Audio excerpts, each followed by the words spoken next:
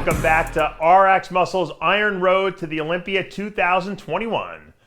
I'm Dave Palumbo, and I'm here with our old friend and four-time Mr. Olympia, Jay Cutler, for our annual Olympia predictions.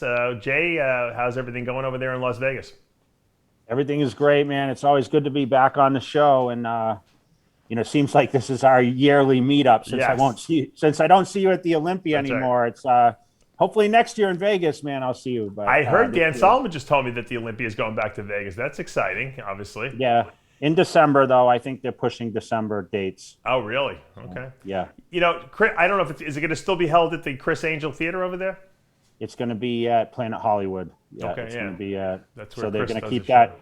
They're going to keep that. Listen, it's always better when it's in Las Vegas, but Orlando obviously was successful last year, and Vegas is still not 100% back to normal. So I understand the positioning of why they chose to do it that way. So I'm excited. I'm excited. I'll be there this weekend, and unfortunately won't be able to see each other face to face. Now, you're going to be getting a special award. Bob Goldman has awarded you the International Sports Hall of Fame inductee, and that's a very distinguished type of award because, Bob doesn't pick people just on merit in terms of what they've accomplished, but as what they've done as a human being and what they've given back. So that's got to be exciting, Jay. Yeah, it's it makes you recognize a little bit about the journey because, as you know, as a competitor, you don't realize your achievements until you kind of reflect back. Yeah. And I think for me, it was a great journey for me. I've done, many great things further than I ever expected to go. And it's pretty cool to be part of that ceremony this weekend and, being the Olympia weekend. It's really, it's an outstanding time to do so. So I'm excited. Now, are you heading to Vegas, to Orlando, correct myself. Are you heading to Orlando with the brown hair or are you going to go, get it lightened before you leave? I don't think I've ever seen you with dark hair. Yeah, no, I think it's probably just the light, but it's just the color change, man. I don't dye my hair. So. No, man, it's blonde. That blonde is your own. You never streaked your hair or highlighted it. I did back in 2009, and that was the last time. As you know, that was the last comeback. So you and Chris Aceto are true blondes, in other words. We're true blondes. I was like white when I was a young kid. Did you? Were you really that light? Yeah. I was white. Yeah, white hair. Yeah. That's crazy. Yeah, as you get older, it gets a little darker. Wait till it starts turning gray. You're still a little young, so you got a couple of years. I look in the mirror. I'm like, holy shit! Maybe I was dyeing my hair for a long time just because I wanted to look thicker. I'm like, then I stopped and I'm like, I got a lot of grays more than I thought. Nah, my brothers are in their 60s, man, and they don't have gray hairs, which is really. You guys don't lose your hair and you don't turn gray. That's not fair. You got some good genetics on your side, that's for sure. But all right, let's talk Olympia because obviously this is one of the most exciting Olympias that we've had, and for good reason. The lineup is very deep. We have a returning champion who's very dominant, Big Ramy. I guess we should start with him. Number one, how impressed were you with him last year? Is there room for improvement, and do you think he will come back better and defend his title? Listen, I was extremely happy for him. I think the bodybuilding community was extremely happy for him because he had, been that guy that we talked about for so many years. Like, this is a potential Mr. Olympia. Right. He just needs to nail it. And I think, with Phil Heath not being back to Phil Heath form, he was able to bring in a package that was, pretty dominant on the stage. And I was impressed. I think he can always improve. I think the balance can be better. I think, the lower back can be a little tighter. I think he looks right now as in the forefront of like winning a second title here, in my opinion. Yeah. It seemed like Ramy never really had to push himself to the point where he felt like he was going to die. And you know that feeling. I don't have to tell you. You've been through that many times. I don't think Ramy ever went there until last year. Because he had Dennis James watching over him. He had Chad on the phone with him. When he was back in his own place there, he kind of was able to do his own thing. And now he had accountability, and I think he went through it. Once you do it that first time, which I remember was brutal the first time I did it, when I weighed 168 pounds. But once you go through it in your mind, it's like you can do it again, right?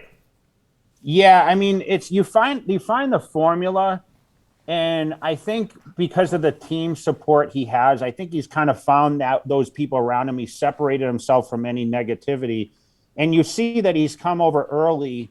So I think, I think my opinion is maybe he was just like losing his mind those last few weeks and probably eating too much or just not doing what he needed to do. And I think Dennis, watching over him, it's the formula that works. And I think we're probably right by saying that because he came early enough that it shows that, hey, we're not going to make any mistakes. And that's kind of what that is. And, I think he once you win the Olympia, you're definitely more motivated. That's for sure. Yeah. I remember seeing when you and Ronnie would be sitting at that press conference and your cheeks were sucked in and you look like you hadn't eaten. And even though you were huge, you look like you hadn't eaten in 20 days. Ramy had that look last year. He seems to have it now when I see the pictures of him up online. So that's usually a good sign that you're probably in shape, Yeah, I mean, and, I see his training. I think Ramy's one of those guys where I think he can go in the gym and just move any weights and really he seems to get results, which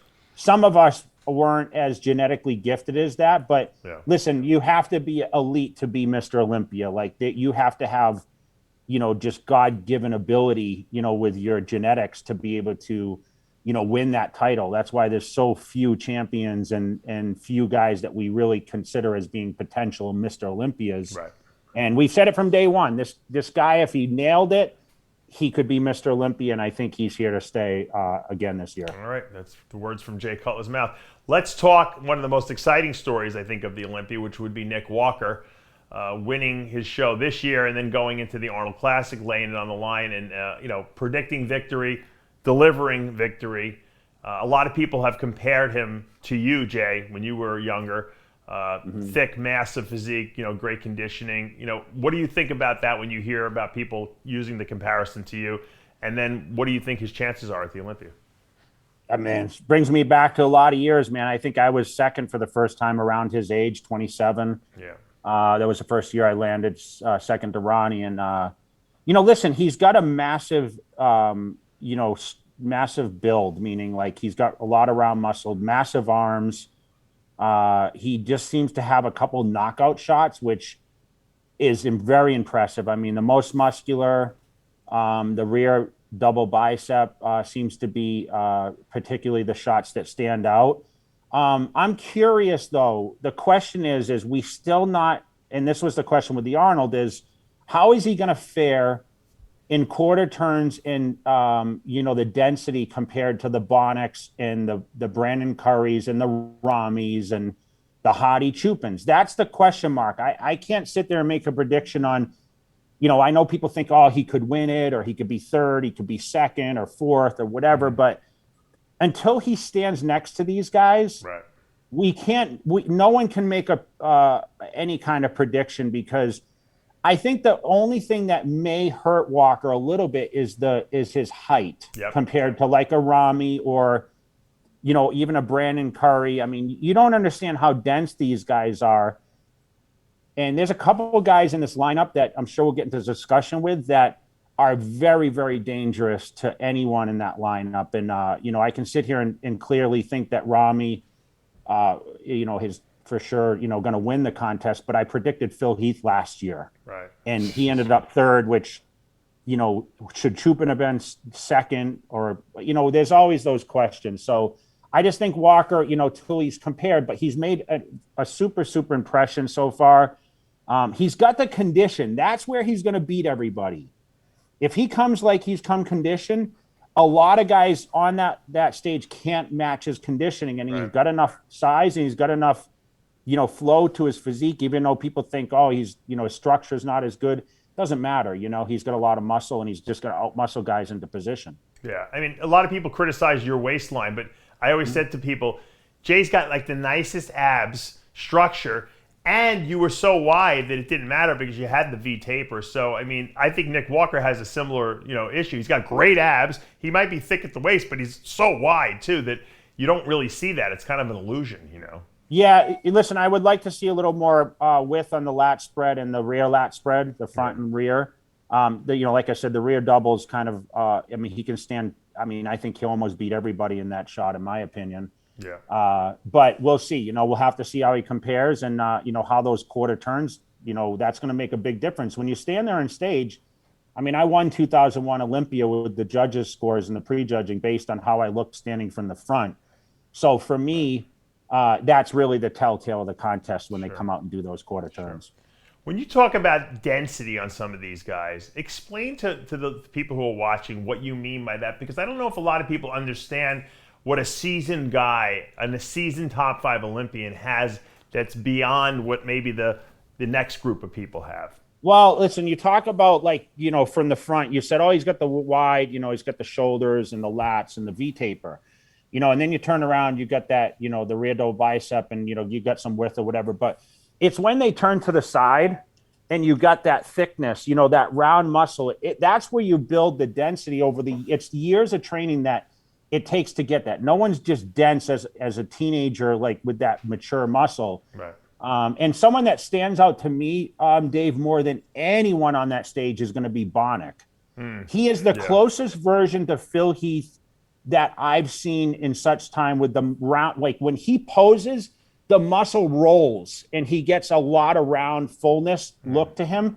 And if he nails his condition, man, it's lights out for a lot of guys. And it's really questionable how he's going to look. I mean, I know he missed the Arnold, and I know he's hungry. I think he's working with, you know, the team over in Oxygen now. Yeah. And I'm very, very, if I was excited to see anyone hit the stage, it's probably him. He's trying to redeem himself from I think at 5th last year. And I don't know where I saw the show different for him last year. So I expect him. He's been 2nd before. He's really dangerous in this contest.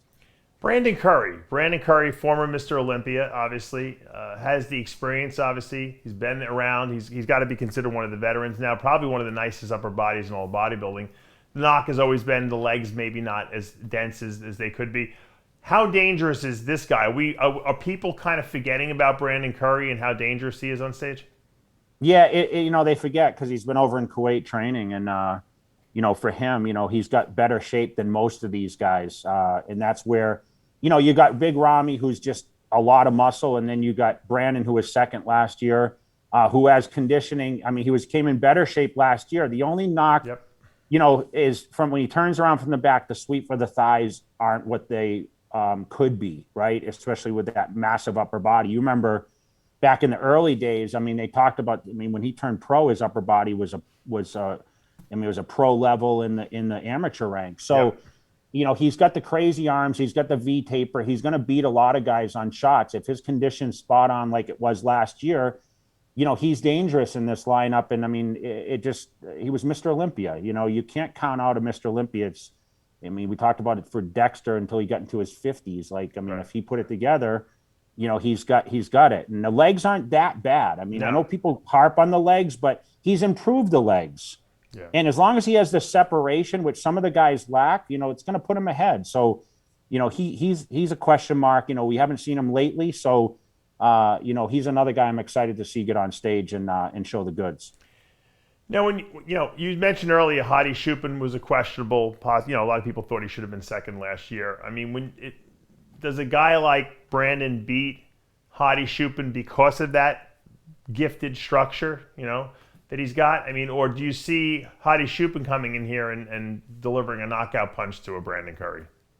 You know, it's a good question, because if we went back to 2019 Olympia, and that's when Curry won his first. Yeah. I thought Chupin was more of a threat that year than he was last year. Okay. And I think, you know, he hit the stage last year. I know there was a time lapse on, like, hey, he hadn't got here on time. There was water to come out, and Saturday night he looked better from what they said. I couldn't really listen. He looked great, and it's really hard to compare unless you sit there and really dig it apart like the judges do. And I was sitting from the side. But, you know, for Chupin, I mean, he got here early. The question is his shape versus Brandon's. And it's really kind of like comparing Ramy, Brandon, and Hadi Chupin. Like, I think you got two guys with less best shape compared to Brandon, who's just phenomenal shape. And it's really going to come down to the judge's preference. I mean, it's really just hard to compare. Can Hadi Chupin out-muscle Brandon Curry? Not necessarily, in my opinion. You know, he's got some stellar shots, but the condition is the question mark. That's where Chupin is going to make up ground, similar to Nick Walker. And if I had to pick two guys with similar condition, it's going to be those two guys in that top positioning. I think Walker and Chupin will be a great, because listen, they're not that different in height. I think Chupin's a little shorter. And, you know, he does have a lot of dense muscle. My question is, okay, who beats who on the front, rear lat spread? You know, obviously Walker is going to be a little bigger, I think, from the side, just density wise, because he's just a bigger man.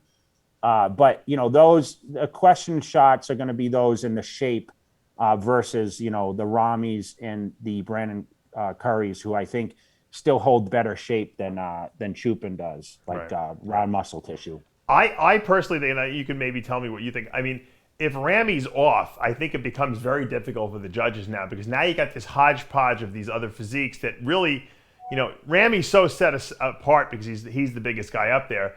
When you see these other guys now, and you have to try to like determine who's going to win between these other guys, I think it becomes a lot harder. I wouldn't want to judge these guys. Yeah, I just, you know, I think it's going to be difficult for Rami to be off, in my opinion, unless something drastically happens the last minute. So listen, we can talk about variables all day, but we're talking on a perspective that we think every guy is going to be at least what we expect them to be, which we know there's only going to be 2 or 3 guys that are going to be spot on. Exactly. And so our predictions kind of aren't necessarily great predictions because there's a lot of circumstance between now and Friday, right? Yeah. Right. What about, let's talk about Ian Valliere, who had a great year, 2 wins, 2 big wins.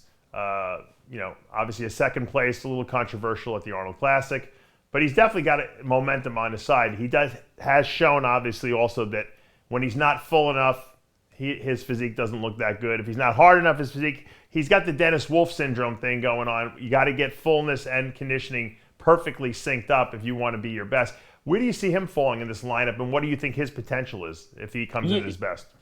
You know, I'll be quite honest with you. You know, he was 7th last year, and I really didn't pay as much attention as I probably should have. And I have not seen him really a lot live. Like, I only see videos or pictures and that's very limited, actually. So I haven't really studied what his physique actually looks like or what his knockout shots are.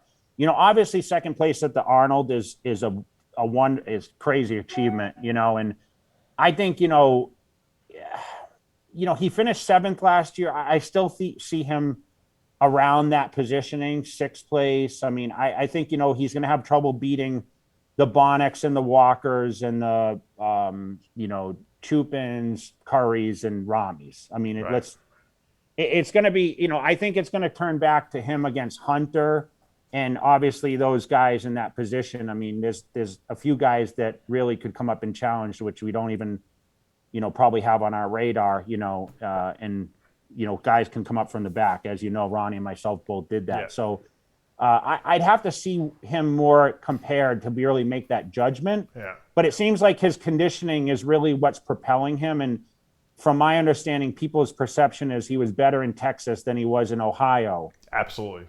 Right. And I don't know where the flaws were in his physique, but listen, no matter what, the guy's had outstanding come up in the last year, and you know, he's definitely going to be anyone that can challenge any one of these guys, you know, in that top 6 or 7. You mentioned Hunter Labrada. Let's talk about this guy, because this guy has made tremendous improvements from last year to this year. He's got the stage presentation down. He knows how to show his strengths and hide his flaws. He's, you know, obviously a crowd favorite. Obviously, he's got the small waist. Where does he fit in this? You know, I'm having trouble even inserting him into this lineup, to be honest with you.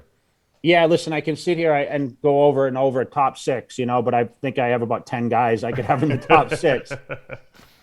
You know, it really comes down to condition, because I have not seen him like just nail it to the point where, wow, his condition just floors me. And I think, you know, if he came in the condition like a Walker or a Hadi Chupin, I mean, it'd be lights out for everybody, because he has better shape than these guys. But, you know, we'd have to see. I mean, it's just, you know, I think, you know, like I said, he could spell danger for, those guys that thinking they're going to be in the top six. He's right at that door. So I think he was smart for, trying to peak at this one contest and, put it all out there. And I'm sure, by judging by how he's looked leading up and what his track record is, I think he definitely could be in the top six here, no problem. What would you say would be holding him back, if anything, at this point? Is it just not enough size yet?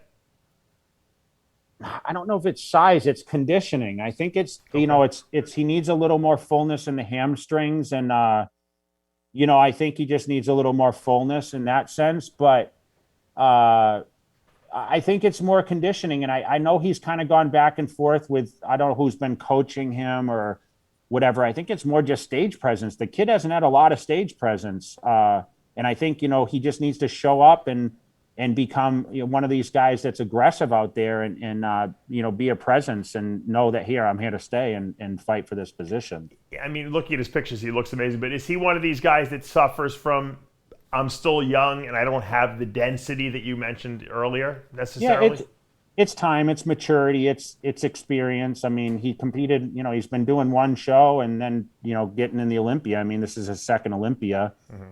And, he just has to, you got to get your feet wet out there. I mean, you remember I was second to last in my first. I finished eighth the second, and then I moved up to second, right away. So, I mean, if whatever happens, I think next year, if he doesn't, he breaks through. I think this is where he really starts cementing his legacy in the sport of bodybuilding, Akeem Williams, where do you see him falling? He obviously didn't do well at the Arnold, but he was sixth last year at the Olympia. I don't know what's going on with Akeem. I don't know, if he's having trouble figuring out how to come in. I mean, I heard different opinion. He looks smaller at the Arnold than in the past. And I think he just needs to get that formula. I mean, you know him probably better than all of us because you trained him. But what is his, he just needs to come in like he did last year. I mean, he was sixth last year. Yeah. Can he clean it up and be able to come in and take advantage of the Olympia stage and having that position last year? I mean, like we said, he can stand next to anyone. He just needs to come in the right condition with the fullness. And, he's another guy that potentially could be top six. Just because he was pushed out last 2 weeks ago doesn't mean that he can't, move up in position. I mean, he should be better for this contest. Yeah, I think he'll be better. Maybe it was a little bit of nerves. Let's switch classes for a minute. I want to talk about the 212. Sean Clarita defending that title. Is that something that you think will remain in the Clarita camp, or do you think we might see an exchange of titles there? Oh man, that's a tough question because I never want to doubt, the guy that put it together, especially Clarita, who would have thought years ago he would have become Mr. Olympia at 212. But I'm keeping my eye on Lunsford. I'm curious to see how Lunsford's going to look. I know he's been working with Hani, and listen, I had the experience of working with Hani. Yeah. Hani's not going to let him come in out of shape or off, or he's going to hit the stage at his all-time best. And we've always said if he hits his all-time best, he's almost unbeatable, I think, if he can make the weight. And I don't think there's going to be a problem with him making weight. So I'm keeping my eyes on him. I think Clarita definitely, he's in the driver's seat, but don't be surprised if Lunsford sneaks in there and steals the title this year. Why do you think at Lunsford's young age that he's not going for the Open at this point? He's got enough muscle to do it. I mean, he's got like a lot of wow to his feet. He's got a big structure. Why do you think he's holding himself back and not going for the Open and saying, you know what, it may take a few years, but let me put the size on I need? I think what he's going to do is he's coming for what he struggled to get and take the last few years. I mean, I think he's been the heir apparent to Flex Lewis since the beginning. And I think that he needs to just say, okay, I came for this and I want it. And I have a feeling he would be a one and done guy, meaning like he would probably move up after that. I don't know how hard he's struggling to make the weight. I do hear from him here and there, but I know that he really wants that 212 title. And, that's why I think this is his year if he really puts it together. Yeah, I hope he does. Let's move to Classic Physique, where you have gone on record as saying that you thought Chris Bumstead, who's the reigning Mr. Olympia, could do well in the open. Do you still stand by that statement? Yeah, and I think that message got misconstrued a little bit because I just said, listen, there's never been obviously the opportune hasn't really arisen because it's been such a short-lived division, but I think, being his age, with Bumstead, he definitely could grow into an open competitor and actually win the Mr. Olympia. I did say that correct, but whether it's 10 years from now, whether it's 8 years from now, I just think I didn't put into his health. I mean, people they came at me, oh, he has health issues and this and that, but obviously he's competing continually for Mr. Olympia. So the health issues can't be too apparent holding him back, especially the way he looks now. I mean, he's not even capped out at the top of the division yet. And I think that, he has the structure to hold a lot of muscle. And I'm not saying, the second thing I want, because people question this, I'm not talking about going against Rami, William Bonnick, and Nick. Like, I'm talking about whoever's in position the years from now. Right, 4 or 5 years from now, you're saying. Yes, like he can challenge these guys. Like people think, oh, you can't stand next to Rami or whatever. That had nothing to do with the conversation. Right. I'm saying in years down the road. I'm not talking about in a year or two. But listen, he's in the position to win his third title. I think the pictures tell it all. I think the confidence is there. I think he is the ultimate body for the division. But there's some guys coming up too that are pretty dangerous, and as much as Breon was right there, you might see some other guys slide in there and fight for position this year. It's amazing that he's not even at the top of his weight category because he's so tall and he's got his bones must be hollow. His waist is teeny tiny. I mean, he's almost like you said, he's the perfect specimen for classic because it's like he can grow almost as big as he wants and he still makes the weight, Yeah, and listen, out of everyone competing this weekend, he is the most popular guy. Absolutely. There's no question. Like, if you go on a big scale, I know Rami's really big in Egypt and whatever. He's a superstar there. But Chris Bumstead is bodybuilding superstar at this moment. And he's got a whole community behind him. And, that really helps a lot when you're in that position to win the title because the whole place is going to be cheering for this kid. I mean, he's kind of set the standard and he's running with it. And, he's young and he's aggressive in what he does. And, we're excited to see him up there. Now, Jay, here's a good hypothetical situation I'll put you in because I know your mindset. Jay Cutler is Chris Bumstead now. With your mindset, growing up, same brain, you're looking at this, all right, I'm two-time Mr. Olympia. I'm probably going to win a third title in classic physique here.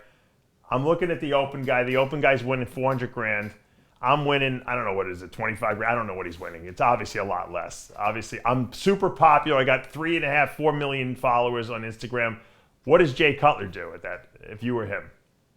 You know what? The kid's making some bank on the outside. There's no question. And that's what you keep thriving on.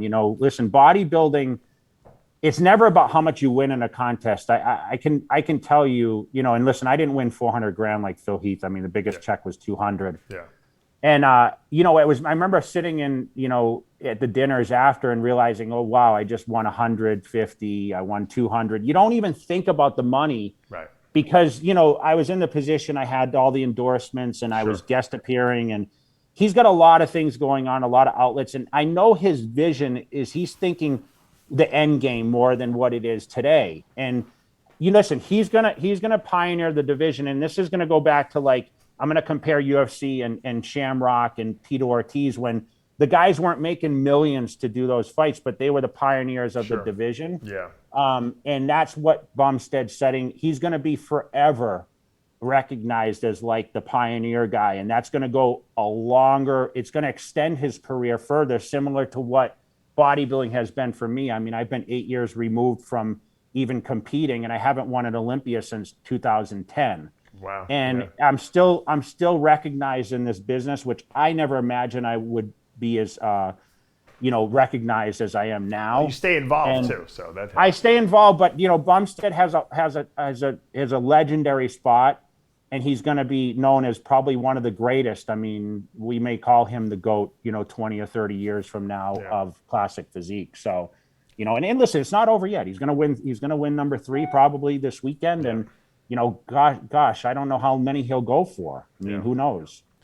I want to ask you another topic, just for a second, segue back to Nick Walker. Robbie Robinson, legend in obviously bodybuilding, made a comment on his Instagram about Nick Walker, and people were appalled. I mean, that he just felt his physique was ugly. He didn't like his physique. He made some derogatory comments about it. Obviously, it was his opinion on his own Instagram. People went nuts, obviously, because Nick Walker is like Mr. The most popular guy now. What's your opinion on what Robbie said? You know what? I'm not one to take away from. Listen, even if I don't agree with someone's physique, and I know Robbie's outlook. I mean, remember, bodybuilding was a lot different then, right? Yeah.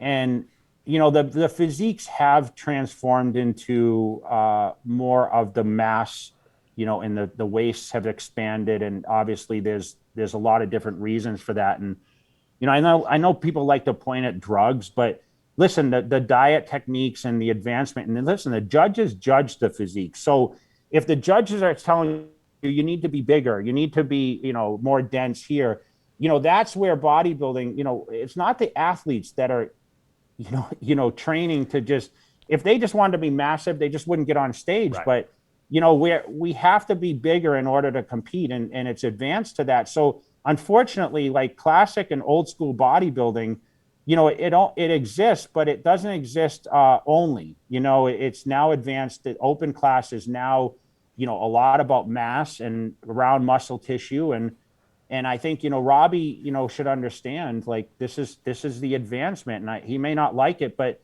I don't think it's a place to go on social media and really kind of criticize someone because the judges chose them as the winner. And it's a little disappointing, but I understand his point of view. And listen, the guy's over 70. He doesn't give a shit what people think, And I know, listen, Robbie's, he is a specimen, man. I mean, he's still training I go to Gold's Venice. I still see him training there all the time. And I mean, we've seen him with his shirt off, and he looks unbelievable. Unbelievable, yeah.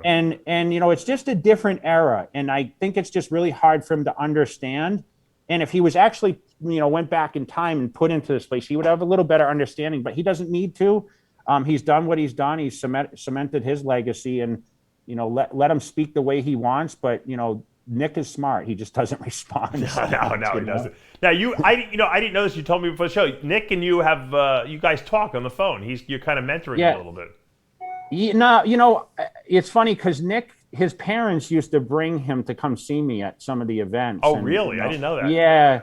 Yeah. So his mom, I remember, I did speak to him after he won, New York. We FaceTimed, and, his mom was there, and he's obviously used my career as kind of like, kind of an outline to of course, the comparisons too is like, he's kind of like that young, mass freak or whatever. Right. So I think he's just, he looks at like, okay, this is what I would like to mirror.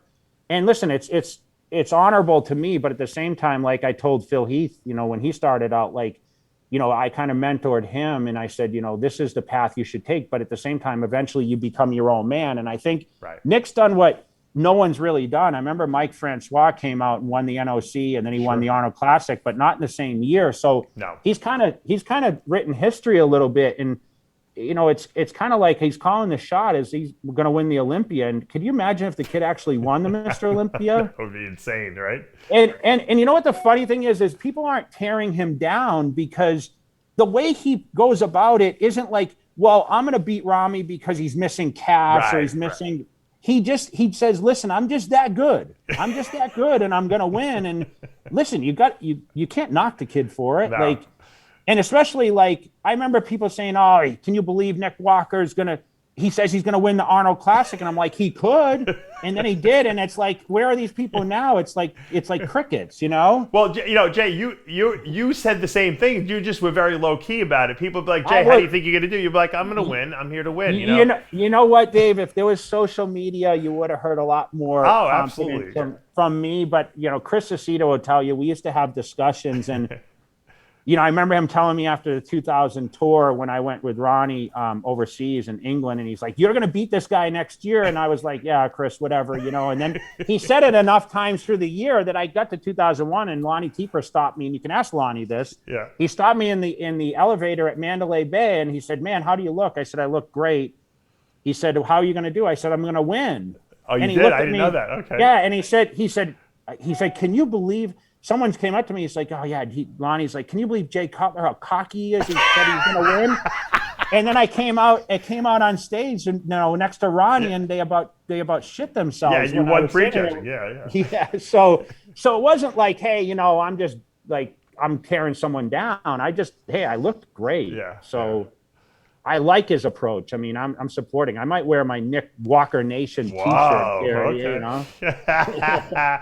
Hey, Jay. Thank you so much for joining us today, and I tell people when I do my after-hour show, I said I don't get to see you guys because everything's so crazy in this world, but this is our little yearly dinner we get to spend. With Well, each listen, other. man, I'm keeping up with the shows. I enjoy it. Sometimes, if I need to, I need to listen to your Monday night shows with Aceto. I like to hear his opinions, and of course, John's been complaining about all the politics lately, But I appreciate what you guys do, man. It's we competed with each other, and it's great that you're still involved and supporting all the guys. And I just love the up-to-date stuff and staying on top of everything. So cool. I can't wait to be back on, and let's see if my kind of my preview comes true with some of these guys. And good luck and congratulations on the Hall of Fame induction, and have fun at the ceremony. You'll be there, Friday night, you said? I'll be at the ceremony on Saturday, but I fly in on Friday night. Right. But I better see you at next year's Olympia, Dave. I hope everything is doing better in the world. I got 3 young kids. You don't have any kids, so you can go. I think you're making too much money. You don't want to come out of your house anymore. Nothing wrong with that, Jay. You know that. Great, man. Seeing you again, and guys, that's going to take us to the end of another episode of RXMuscle's Iron Road to the Olympia. I'm Dave Palumbo with 4-time Mr. Olympia Jay Cutler. We'll see you next time.